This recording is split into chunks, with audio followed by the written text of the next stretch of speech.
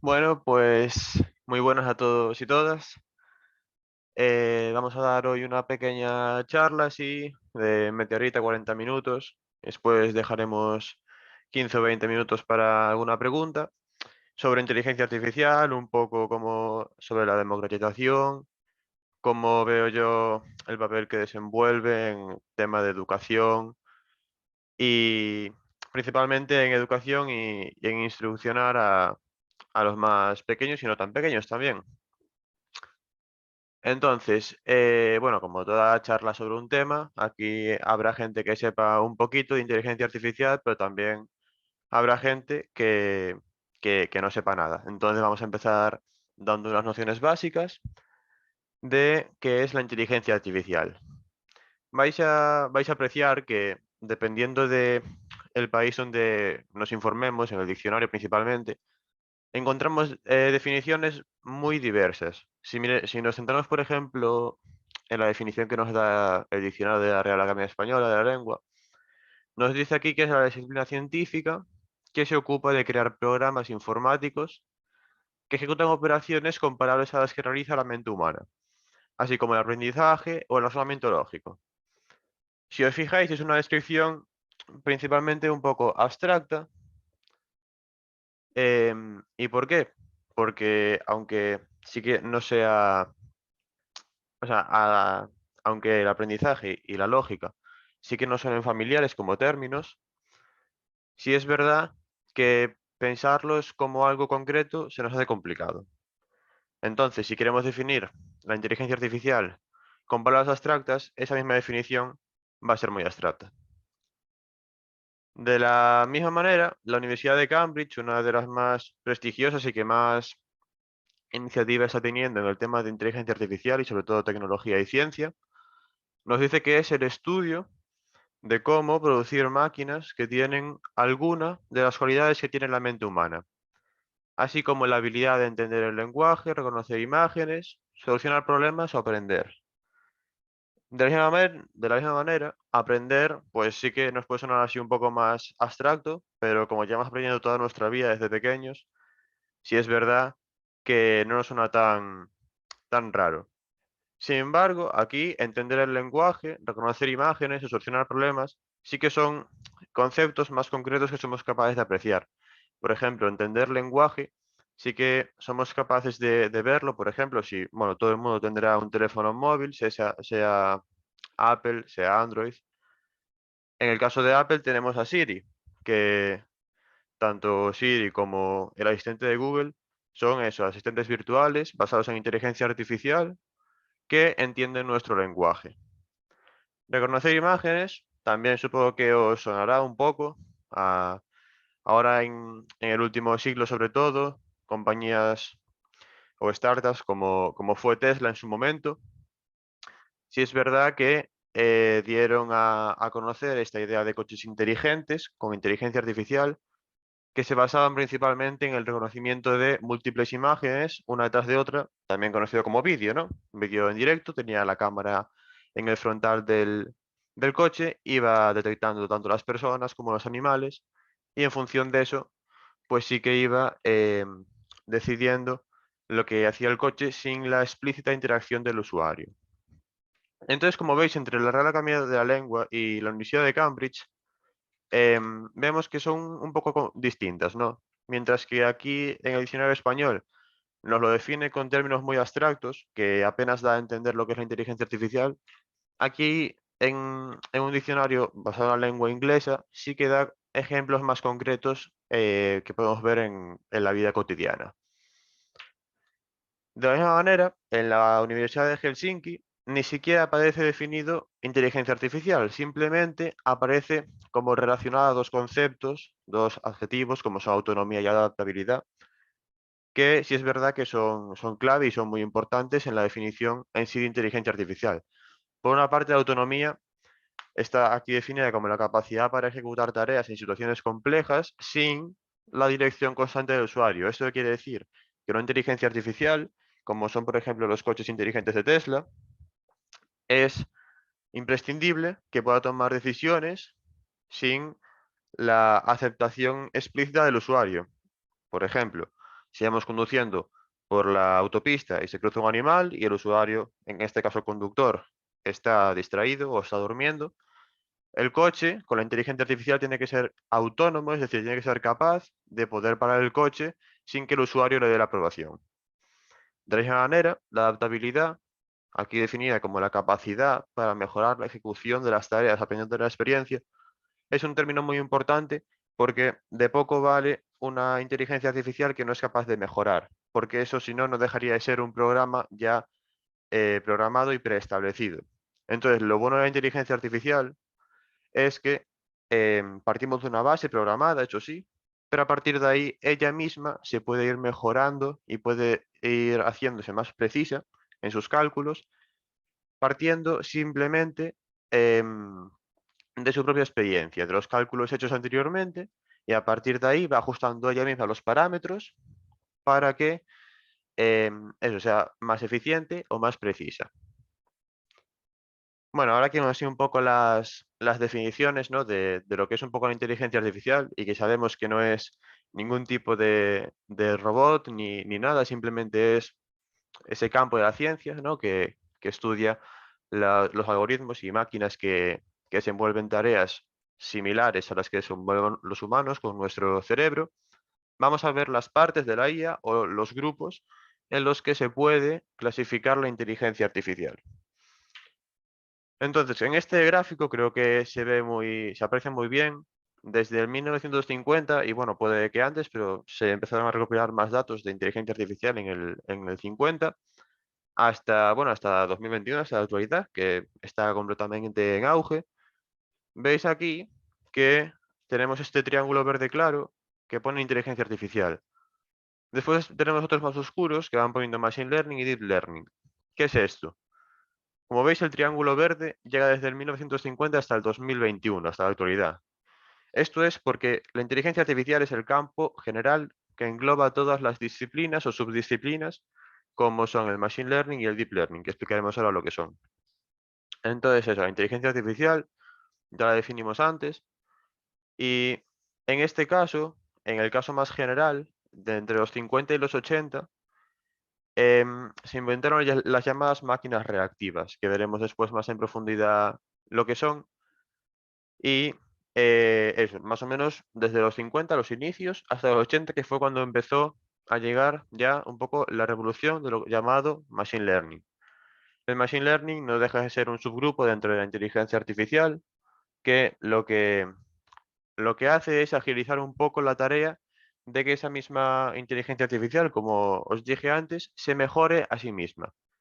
Esto, un ejemplo muy sencillo es, bueno, todo el mundo usará correo electrónico, sea Gmail, Hotmail, Yahoo, el que sea, y siempre tenemos una carpeta de spam donde nos suele llegar o la publicidad o, bueno, el propio spam, ¿no? Que son correos masivos que suelen enviar empresas para publicitarse. Entonces, el Machine Learning lo que hace es, en este caso, partiendo de unas determinadas tags o etiquetas, que nosotros le asignamos, pues es capaz de, por ejemplo, una vez nos llega un correo, definir si ese correo va a la carpeta de spam o va a la carpeta de general o buzón de entrada. Entonces, aquí sí es verdad que facilita la interacción del usuario, pero aún así no es completamente autónomo porque requiere de la constante interacción del usuario para poder mejorarse. Me explico. Em, si nosotros, por ejemplo, nos creamos una cuenta nueva de Gmail, al spam nos podrá llegar, por ejemplo, correos de páginas extrañas o con poca visibilidad que nos mandan múltiples correos para hacer publicidad. Pero, por ejemplo, si yo me creo una cuenta de Twitter, me van a llegar también correos de lo que mis seguidores publiquen en Twitter, me van a llegar a mi correo. Pero, ¿qué pasa si yo considero que eso es spam? Bueno, pues yo al conjunto de tags o etiquetas le añado pues el correo de Twitter. Entonces, yo mejoré a la inteligencia artificial y a partir de ahí, ella misma, cuando me entre un correo de Twitter, me lo va a mandar a la carpeta de spam. Vemos que esta tecnología se empezó a utilizar en los 80, pero llega no solo hasta el 2010, sino como veis, también el triángulo llega hasta la actualidad, hasta 2021, porque sigue utilizando un montón. Y por último, a partir de 2010, ya un subgrupo aún más concreto dentro del Machine Learning es el Deep Learning. Como veis aquí hay un gato y por detrás son muchos unos y ceros. Esto simula un poco lo que viene siendo el reconocimiento de imágenes, pero no como imágenes como tal, sino como conjuntos de datos, como los unos y ceros, ¿no? Que se codifican en binario para los archivos de procesamiento de imágenes. Y aquí el gato lo que simula es lo que la inteligencia artificial detecta una vez, pues eso, hizo el proceso de aprendizaje y procesó la información del archivo binario y detectó que eso era un gato. Entonces, es muy parecido al Machine Learning porque ella se mejora a sí mismo, va aprendiendo a detectar mejor, en este caso, los gatos en imágenes, pero lo hace con la mínima interacción del usuario posible. Es decir, yo creo la inteligencia artificial basada en el Deep Learning y no tengo que estar constantemente diciéndole esto sí es un gato, esto no es un gato, esto sí es un gato, esto no es un gato. Al principio sí, porque la tengo que programar, la tengo que entrenar, pero después ya, como está basada en el Deep Learning, ya ella sola se automejora a sí misma.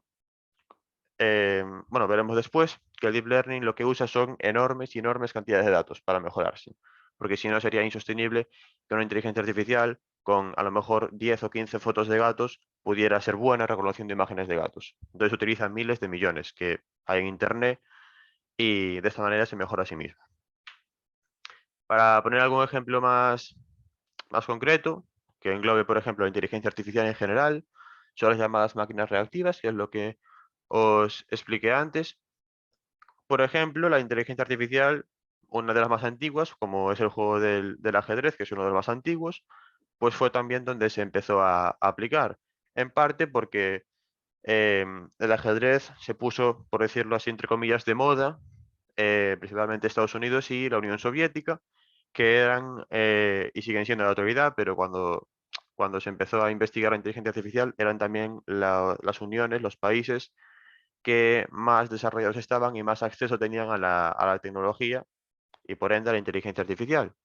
Entonces las máquinas reactivas lo que hacen es simplemente basan su predicción en el movimiento anterior. Es decir, en el ajedrez, la inteligencia artificial lo que miraba era movimiento a movimiento, no iba más allá, no como ahora, que a veces con un simple movimiento ya predice igual los 15 o 20 siguientes. Eso ya está basado en Machine y Deep Learning. Pero las primeras, las máquinas reactivas, se basaban simplemente en el primer movimiento y así predecían el siguiente. De esta manera, Machine Learning, lo que expliqué antes, un ejemplo muy bueno es el de Amazon. Bueno, sea Amazon, sea Google, YouTube, Netflix, todos los servidores eh, que buscan una interacción de cara al usuario, que lo que hace es predecir lo que el usuario quiere buscar. Es decir, si tenéis una cuenta de Amazon, hicisteis varias compras, ahora al entrar en Amazon, ya en el muro, nada más al entrar en el muro de productos, os van a aparecer productos recomendados. ¿Esto por qué es? Porque la inteligencia artificial, basándose en vuestra propia información que hicisteis al buscar y al comprar los productos previos, pues fue recaudando datos de, por ejemplo, qué temática predominaba en cada producto. Así, por ejemplo, si comprasteis mayoritariamente productos o accesorios caninos, os van a aparecer, pues, lo que sea, camas para perros o chubasqueros para perros o cualquier cosa para perros, generalmente. De la misma manera, Netflix, si visteis una película de un género de ciencia ficción, el día siguiente os va a predominar, no va a aparecer solo, pero va a predominar las películas y series de ciencia ficción. Esto creo que todos los podemos apreciar en la vida diaria, y aunque no le demos mucha importancia, es importante destacar que esto es por una inteligencia artificial que está detrás y que recopila nuestra información como usuarios. Y después, el deep learning, el aprendizaje profundo, el más complejo, en lo que se especializa es en la detección de imágenes. De imágenes y no solo de imágenes, sino de objetos dentro de imágenes. Como podéis ver en esta fotografía, ¿no? Que podría ser pues, cualquier persona desayunando, es capaz la inteligencia artificial a partir de una serie de modelos, de imágenes, con la cual la entrenamos, de que detecte, pues aquí veis el jarrón de flores, el ebook, em, es capaz de detectar hasta cuando son rodajas de plátano, como pone aquí, o el tenedor, o la taza de café. O también, aquí como veis que pone una persona sentada encima no, perdón, enfrente de una mesa. Es capaz de detectar que estas dos piernas, que bueno, nosotros vemos que son piernas porque nos es similar, por ejemplo, esta imagen nos es similar al día a día, ¿no? Porque nosotros al día a día desayunamos, comemos, cenamos y en nuestro panorama, en nuestra visión panorámica vemos esta postura y nos es similar. Pero una inteligencia artificial, que es como alguien que no sabe nada, entrenándose por sí misma, y es importante que sea por sí misma, porque está basada en el deep learning y sin la explícita interacción del usuario para mejorarla, sea capaz de detectar que esto es una persona sentada, que esto es plátano en rodajas o que esto es una taza de café. Es eso, para nosotros parece obvio, pero realmente es impresionante que una inteligencia artificial que aprende de sí misma pueda hacerlo también. Bueno, y ahora vamos a ver los 4 tipos principalmente. Hay gente que dice que son más, gente que dice que son menos. Los 4 tipos de máquinas que se pueden guiar con inteligencia artificial. Vimos ahora los grupos a los que se clasificaba y ahora vamos a ver los tipos de máquinas. Por una parte, las máquinas reactivas que os expliqué antes, por ejemplo, las del ajedrez, que son las que se basan solo en el movimiento previo, en la entrada de datos previa, para predecir la salida. En este caso, en el ajedrez, pues el siguiente movimiento. Memoria limitada. Como dice su nombre, memoria limitada son las inteligencias artificiales que tienen, por así decirlo, memoria limitada. Este, por ejemplo, es un coche inteligente, el de Google, que lo que hace es, en vivo, o sea, en directo, con la cámara, va detectando y recopilando imágenes y vídeo de todo lo que pasa a su alrededor. De esta manera, pues después podemos hacer el Street View en el Google Maps, como si fuéramos la propia persona que está caminando por esa calle. Pero ¿por qué se llama de memoria limitada? Porque si después, por ejemplo, si alguien tiene un Tesla, es capaz de detectar, por ejemplo, el camino para no salirse de la carretera. Pero si después de un año volvemos a ir por esa carretera, no va a saber, como ya fuimos previamente, por dónde tiene que ir, porque la del arcén. ¿Y esto por qué es? Porque tiene memoria limitada, es decir, la memoria simplemente funciona, es memoria dinámica. O sea, funciona en el momento que hay que detectar el arcén, pero después se borra. No almacena datos como si fuera un disco duro en un ordenador. Vale, esto se podría comparar a la RAM de un ordenador, que es la que procesa los programas en ejecución al momento, pero que después se borra. No es como un disco duro que va almacenando los datos para que después, si vuelva a ir por ese sitio, ya sepa lo que hacer. En este caso no, pues se llaman de memoria limitada. La teoría de la mente es algo así más innovador y realmente sí que es de lo que más lejos estamos junto al siguiente, de autoconciencia. En este caso, teoría de la mente se refiere a las máquinas que son capaces de sentir empatía. ¿Esto qué es? Por una parte, que tengan sentimientos en su término abstracto, como es sentimiento, que aún no sabemos muy bien ni nosotros lo que son, cómo definirlos, pero em, sí es verdad que lo que se busca con este tipo de máquinas de la teoría de la mente es que sean capaces de sentir no solo sus sentimientos, sino identificar los del usuario que está interactuando con ella. Ya os digo, esto es lo que más lejos estamos, así de cara a un humanoide que sienta empatía por nosotros. Pero sí es verdad que compañías punteras en el sector, como es Amazon, sacó no un comunicado, pero sí una idea que pretende llevar a cabo en un futuro, en la cual, basándose simplemente en las, en las interacciones previas del usuario, en nuestras compras previas y búsquedas, que nos envíe productos que él detecte que queremos aún antes de nosotros haberlos pedido. O sea, si yo, por ejemplo, estoy buscando constantemente bufanda para perro, chubasquero para perro. Pero aunque no pida yo el chubasquero para el perro, Amazon lo que quiere es identificar este comportamiento del usuario y que nos haga llegar el chubasquero para el perro justo antes de lo que pidamos. Entonces, eso es un poco lo que pretende hacer con la empatía, por así decirlo. Y después la autoconciencia sí que es más lo que solemos estar acostumbrados a ver en las películas de ciencia ficción, inteligencia artificial, porque aquí la autoconciencia, como dice el término, es que la máquina sea consciente de que existe. Y de la misma manera, aún no sabemos nosotros ni muy bien lo que es la existencia humana, pero existimos. Aún no lo sabemos nosotros muy bien y lo que buscamos es que la inteligencia artificial que nosotros creamos sea consciente de que, está existiendo, en el término abstracto que requiere existir. Entonces, bueno, estos son así un poco los tipos más relevantes. Los primeros sí que no suenan muchísimo más que estos dos últimos, pero no dejan de ser máquinas de inteligencia artificial que son posibles de crear. Simplemente hace falta más conocimiento, experimentación e investigación. Ahora bien, vimos cómo se agruparon las inteligencias artificiales, los diferentes tipos de máquinas. Pero realmente, o sea, ¿cómo funciona, no? Una inteligencia artificial. Bien, para eso debemos entender mínimamente cómo es que funciona el cerebro a través de las llamadas ¿Sí? neuronas. ¿Sí? ¿Sí? ¿Hola? ¿Hay alguien por ahí con el micro abierto? Si podéis cerrarlo, después tenéis las preguntas para poder dejar por el chat.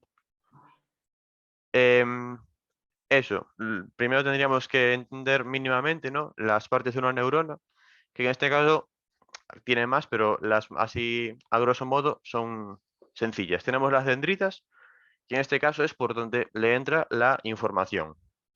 El soma o núcleo es donde se procesa esa información en la propia neurona, en el núcleo de la neurona, y el axón es la vía de salida de la información ya procesada.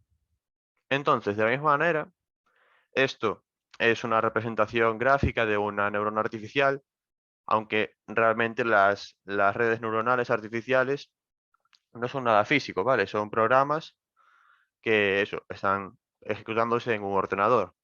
Pero la representación gráfica sería algo parecido. Las dendritas, entre comillas, serían las variables de entrada, que pueden ser más o menos no infinitas, pero tantas como hicieran falta, no tiene en sí un límite. El límite lo pone la capacidad computacional del ordenador. El soma o núcleo, que en este caso se divide en dos partes. La primera se llama función de activación em, o función rectificadora. Y después está la propia función de procesamiento, que es lo que procesa las variables y la información de entrada. Y por último, el axón, por así llamarlo, ¿no?, pues es esa vía de salida por donde sale la información ya procesada por nuestra neurona. Es importante saber que las neuronas no funcionan por separado, sino que se estructuran en redes neuronales, que veremos ahora un ejemplo de redes neuronales, como es este de aquí. Cada circulito es una neurona, como las que vimos antes. Veis que tiene, por ejemplo, esta azul, tiene dos entradas y tiene una única salida. ¿Qué pasa? Que la salida está distribuida en cada una de las neuronas de la siguiente capa, de forma que se van concatenando y así van construyendo la red neuronal de procesamiento. Entonces, como veis, tenemos varios colores. ¿Esto qué quiere decir? Aquí, como veis en la leyenda, pone input layer, o sea, que quiere decir la capa de entrada, el azul. Esto es donde le entra, o sea, la entrada de la capa de entrada son los datos, por así decirlo, en crudo. Los que le entra, em, sea, por ejemplo, si estamos diseñando una inteligencia artificial para detectar gatos dentro de imágenes, pues en la input layer, la entrada que va a ir serán las propias imágenes de gatos. Después, las hidden layers o capas ocultas, em, es o son, por aquí hay dos, pero pueden ser casi infinitas. Pues son esas, perdón,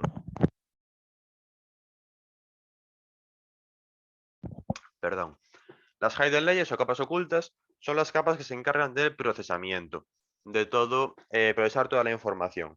Es decir, por la input layer entra la información, en las hidden layers o capas ocultas es donde se procesa toda esa información y en la output layer es donde la salida ya es directamente la salida de toda la red neuronal.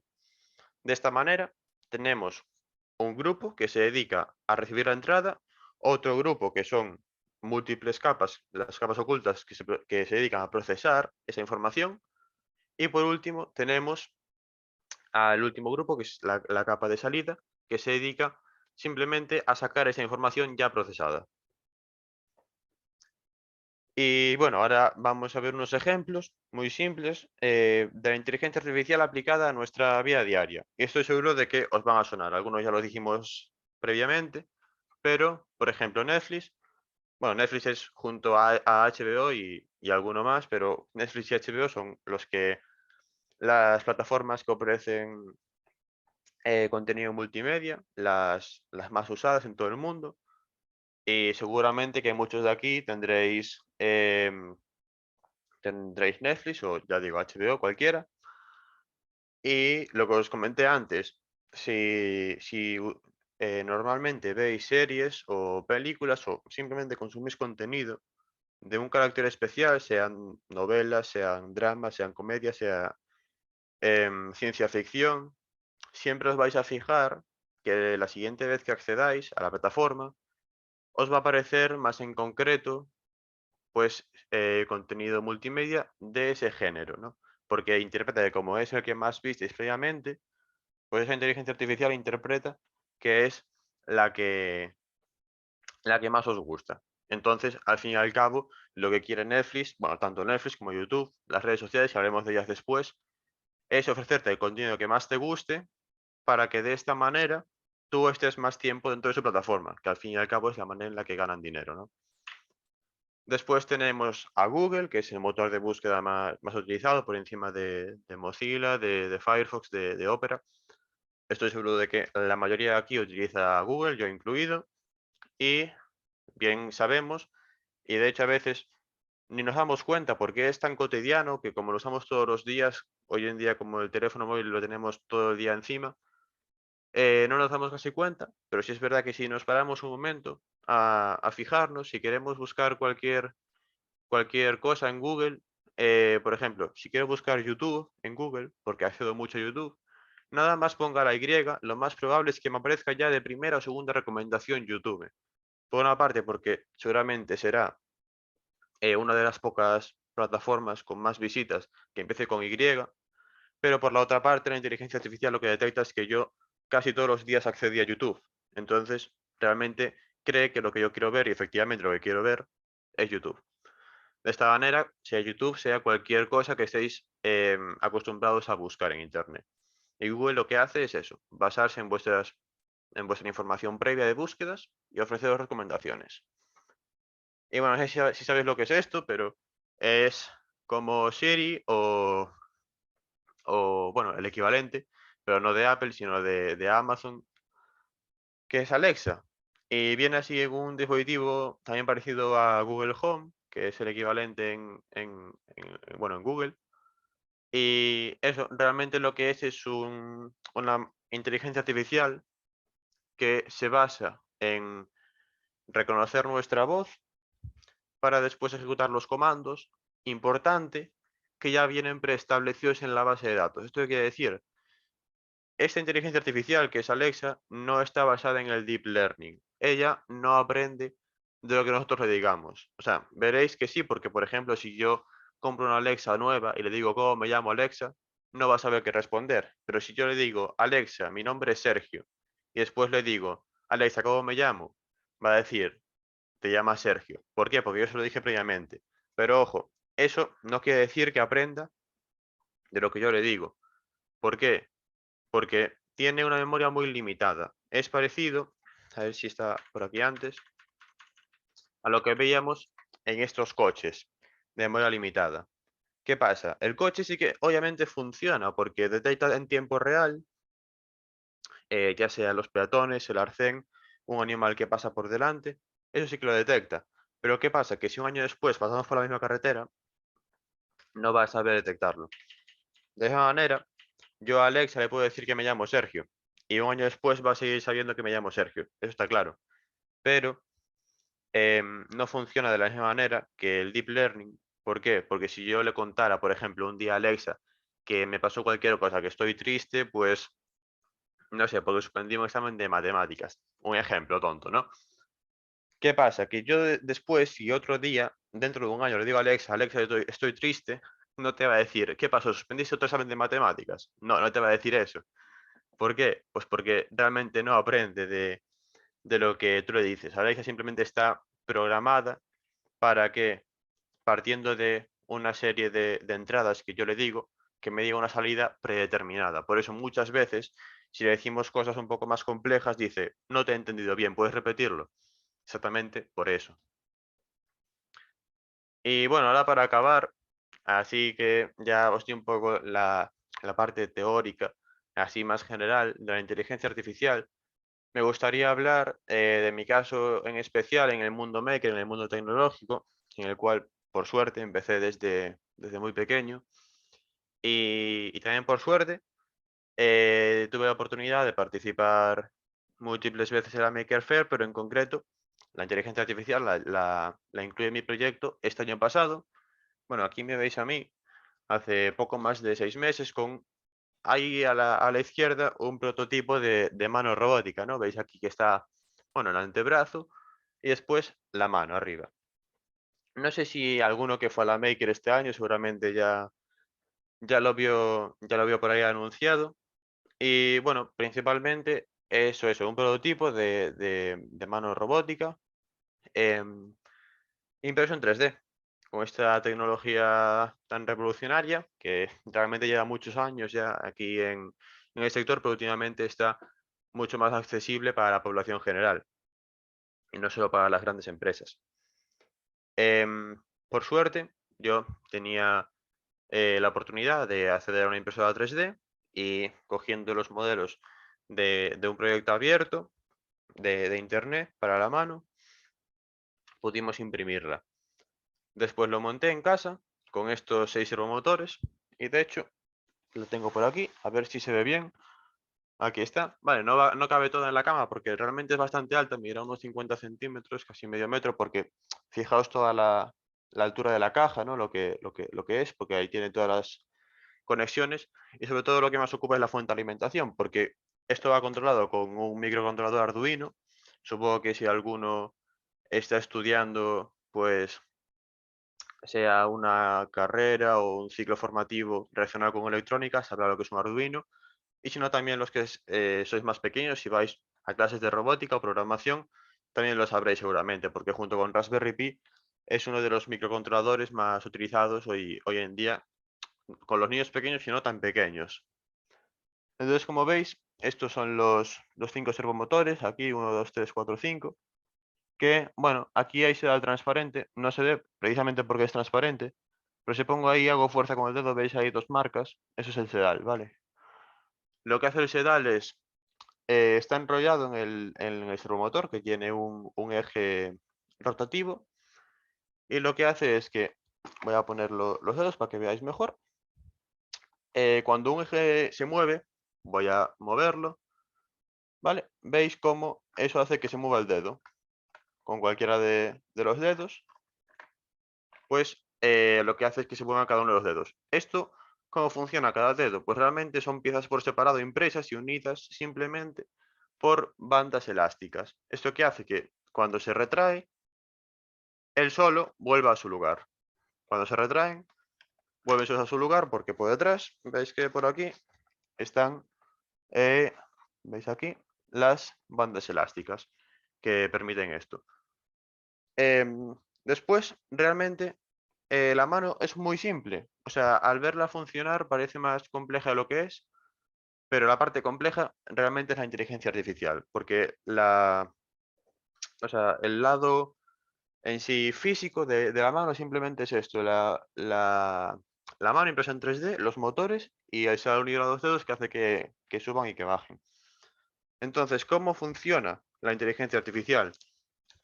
Bien, bueno, no os comenté, no creo que os extrañe, pero yo actualmente estoy estudiando ingeniería informática aquí en Santiago de Compostela. Y bueno, como supongo que es la mayoría, yo, sinceramente, no sé todavía cómo programar una inteligencia artificial programada en código desde sí. ¿Por qué? Porque esto es muy complejo y no se aprende, pues a lo mejor hasta cuarto de carrera o incluso en el máster si te haces un máster de inteligencia artificial.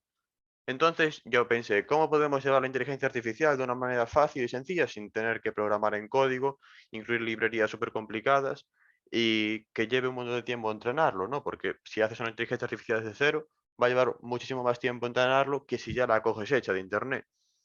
Entonces estuve mirando y documentándome un poco y resulta que Google sacó una plataforma, una página web de uso libre, es decir, abierto, puede utilizarla cualquiera, para crear inteligencias artificiales. Después os dejaré el enlace en el chat por si queréis echarle un vistazo. Se llama Teachable Machine y lo que hace es, tiene tres tipos de inteligencia artificial. Tenemos reconocimiento de imágenes, que es la que utilicé yo, reconocimiento de posturas, que es más para cuerpo humano, y reconocimiento de audio, para temas, por ejemplo, de asistente virtual como Siri, asistente de Google o Alexa. La que utilicé yo fue reconocimiento de imágenes y de la manera que funciona la siguiente. Creamos la inteligencia artificial baseándonos en un número determinado de clases que queremos que nos clasifique. En este caso, para que me entendáis, las clases que yo creé fueron un dedo levantado, dos dedos levantados, tres, cuatro, cinco y ninguno. De esta manera, yo lo que hacía, como veis aquí, estoy apuntando a la cámara del ordenador porque era mi sensor, por lo que entraba esa variable de entrada, que es la imagen en vídeo, y ahí ves que estaba haciendo así. ¿Esto por qué es? Porque yo, en la clase que creé en la propia inteligencia artificial de 5 dedos levantados, le pasé imágenes de mi mano así. En la de 4 le pasé imágenes de mi mano así. En la de 3 así, así, así, cualquiera. De esta forma, una vez entrenada, ella sería capaz de, ya por sí misma, cuando yo le haga así a la cámara, reconocer que esa imagen entra dentro de la clase de 5 dedos levantados y a través del Arduino, perdón, aquí está la cámara, a través de Arduino, que pueda ya, bueno, ahí, gracias Marcos, os paso ahí ya el enlace de Tasha Machine para que podáis echarle un vistazo, está muy muy bien y es muy fácil de utilizar.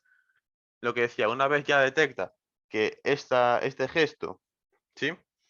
Es de la mano totalmente estirada, con los 5 dedos estirados, lo que hace es pasárselo al Arduino por puerto serial, por el USB, y hace que se levanten todos los dedos. De la misma manera, si yo apareciera con la mano así, detectaría que esos son ningún dedo levantado y lo que haría sería mover todos los motores para que se tensaran los sedales y, bueno, no doy tensado todos con la mano, pero la mano lo que haría sería cerrarse.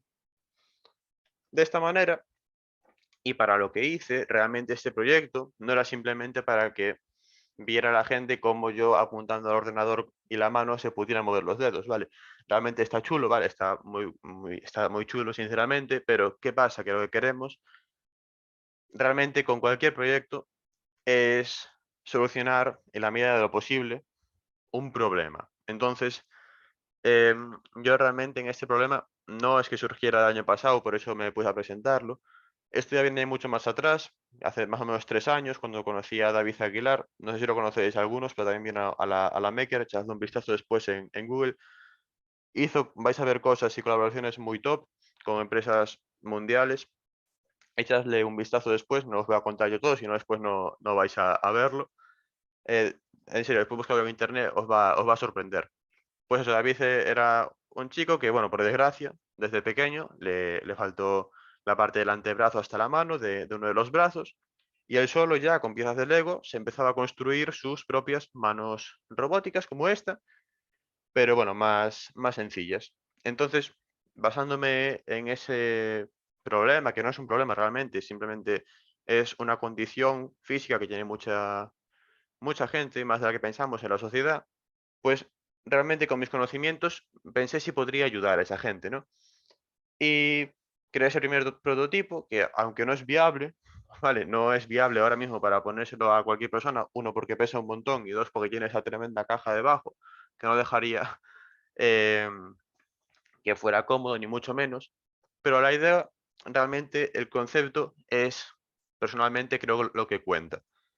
Y creo que usando y combinando esa tecnología de impresión 3D con inteligencia artificial, en este caso, que creé un proyecto bastante, o sea, bastante llamativo, y que sí es verdad que si se trabaja más y sacan versiones posteriores, sí que se podría llegar a adaptar a, pues esto, a esta capacidad o discapacidad en este caso, que tiene bastante gente y que se podría solucionar. Y bueno, este realmente fue mi papel en la Maker del año pasado. Bueno, realmente fue este año, en la Maker de este año.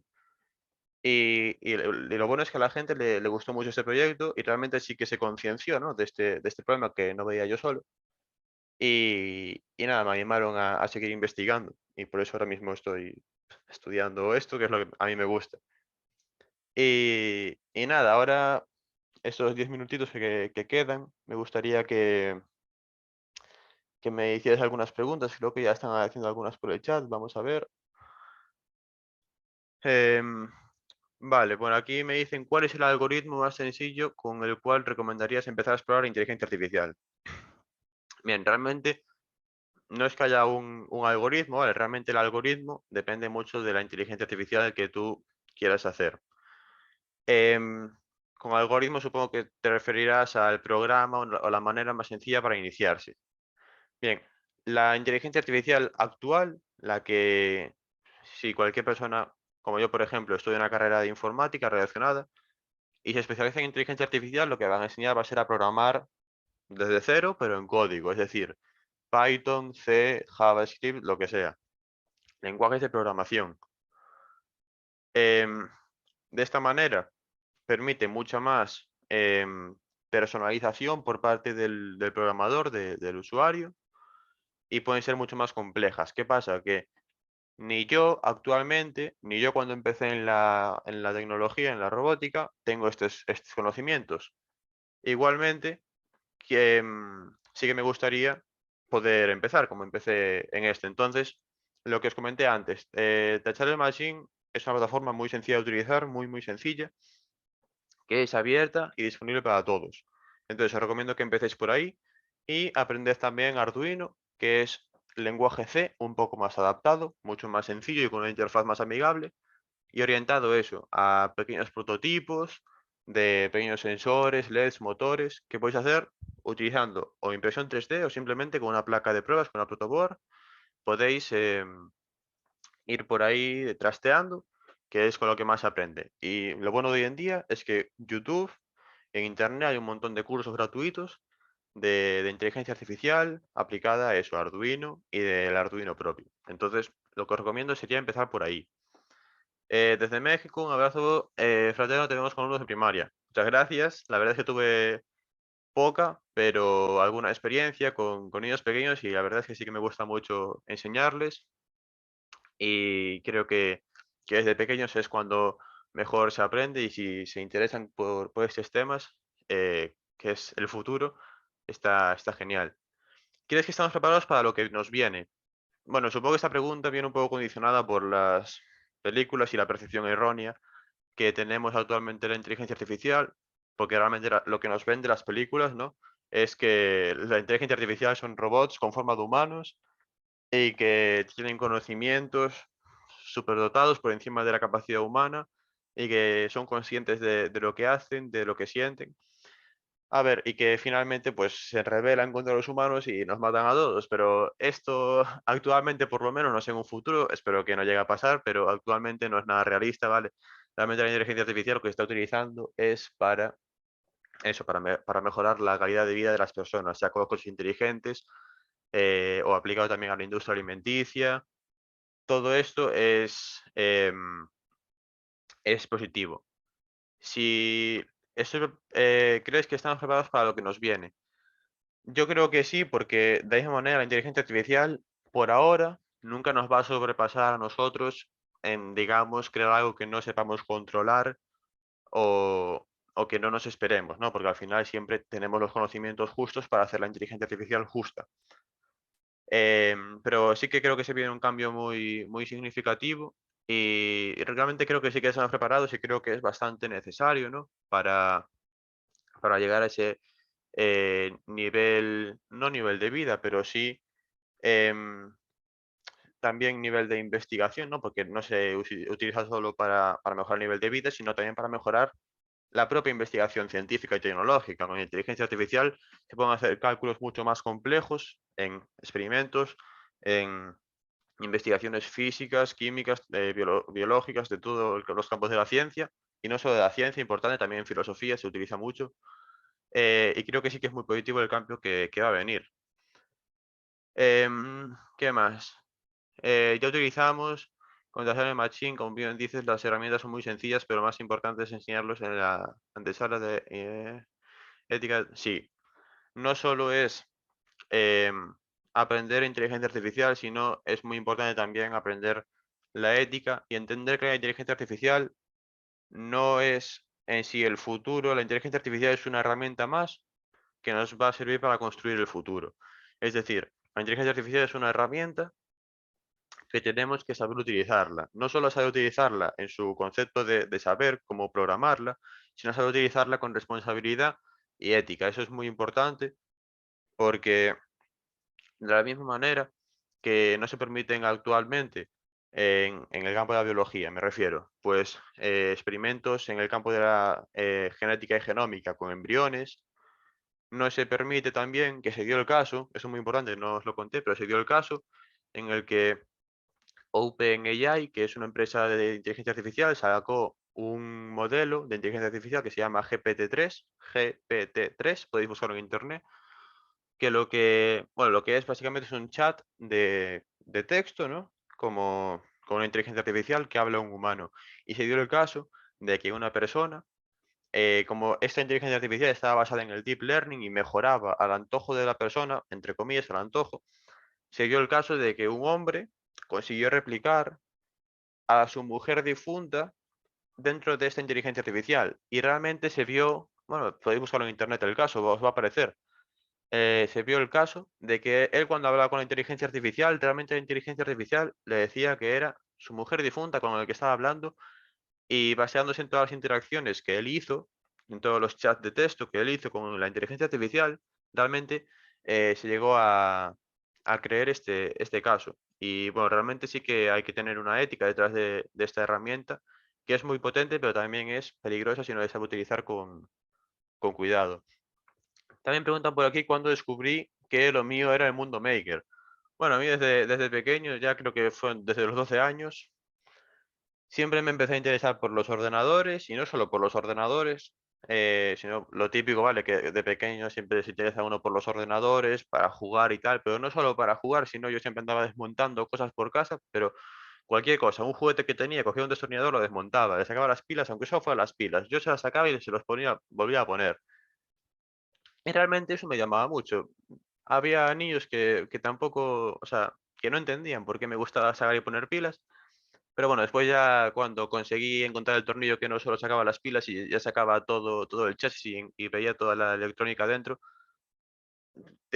quitando aparte algún susto que me di, algún plomo que saltó en casa, ¿vale? Quitando aparte esas cosas y los automáticos que saltaron, realmente sí que tuve una, digamos, una introducción bastante segura al mundo este maker.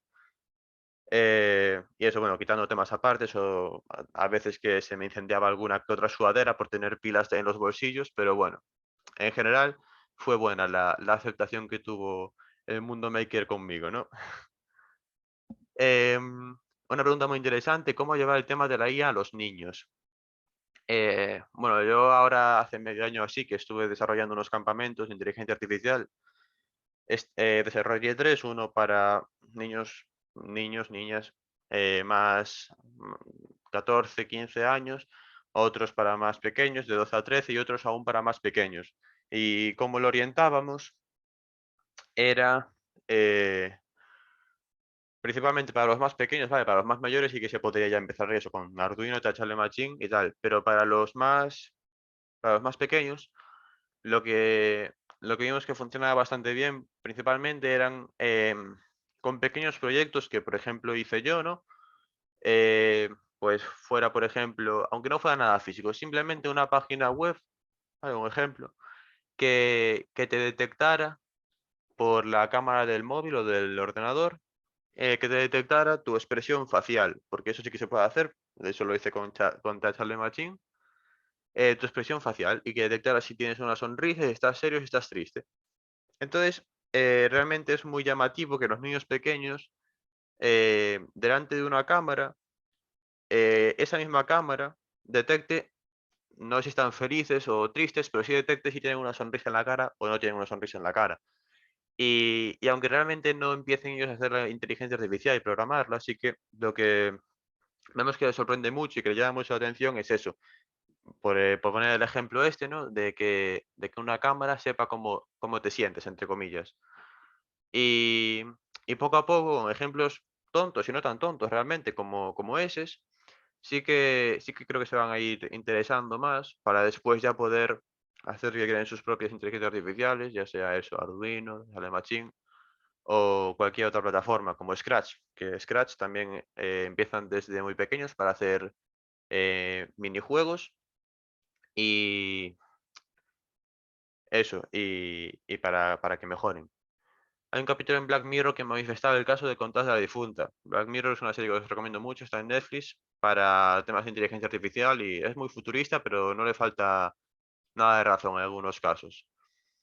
¿Cuál es tu próximo proyecto? Realmente no tengo un proyecto nuevo para ahora mismo, sino seguir tema inteligencia artificial, es lo que más me gusta. De hecho, al acabar la carrera tengo pensado especializarme eso en inteligencia artificial.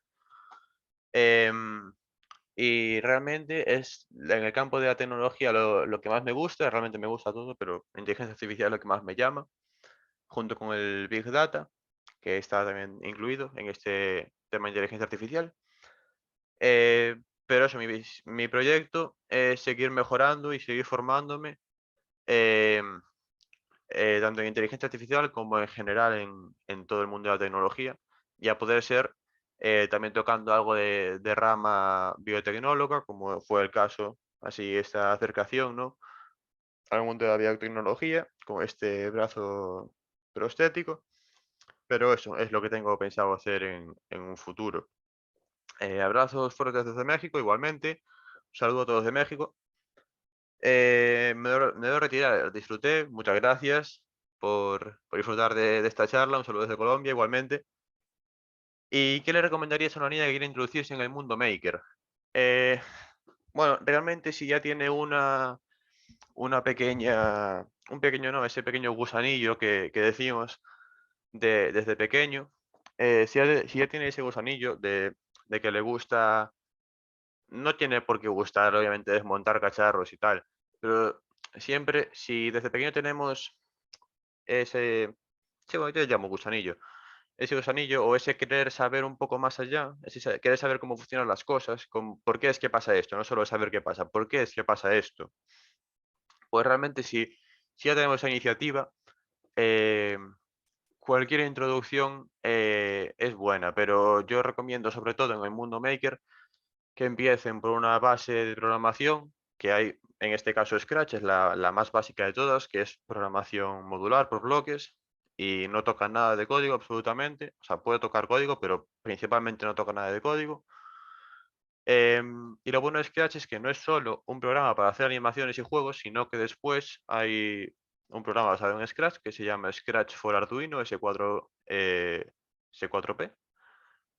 Y y lo que hace es eso, puede tener la conexión por puerto USB con una placa Arduino y a partir de ahí ya sí que aprendiendo un poco más de electrónica digital, sean resistencias, LEDs, motores, muy básico. Sí que con el propio Scratch, sin necesidad de aprender programación en código ni nada de eso, sí que puede empezar a hacer sus primeros proyectos, mini proyectos, pues por ejemplo, hacer un semáforo, ¿no? Con tres luces, una roja, una amarilla y una verde.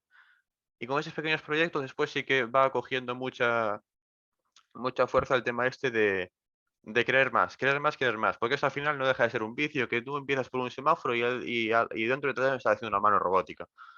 Entonces, realmente sí que recomiendo que empiecen eso por Scratch y nociones teóricas muy básicas, porque al ser pequeños tampoco le podemos saturar con nociones teóricas. Pequeñas nociones teóricas, resistencias, LEDs, de una manera muy sencilla, muy interactiva. eh, y eso, después que vayan trasteando, que no tiene por qué gustarle. Me refiero, si vemos que le metemos Scratch y a lo mejor no le gusta, tampoco es cuestión de decir, no, te tiene que gustar esto, porque es lo único que hay en la tecnología.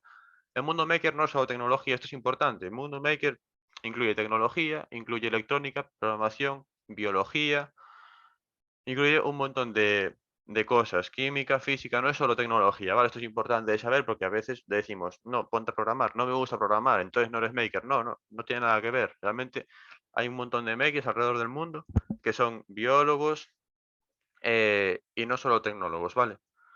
Entonces eso es importante. eh, en mi caso, como empecé con Scratch, yo recomiendo que empiecen con Scratch, pero si no, que sepáis que hay muchas más ramas del mundo maker para tocar.